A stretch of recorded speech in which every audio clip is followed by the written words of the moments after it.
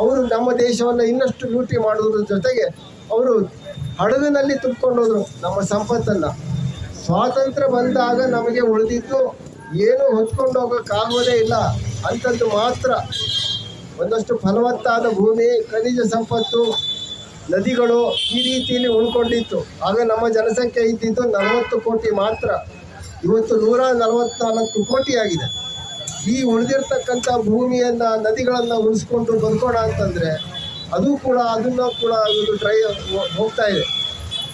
ಇವು ಉದಾಹರಣೆ ಬೆಂಗಳೂರನ್ನೇ ತಗೊಂಡ್ರೆ, ಬೆಂಗಳೂರಿನಲ್ಲಿ ಎಷ್ಟೋ ಕೆರೆಗಳು ಒಣಗೋಗಿದೆ.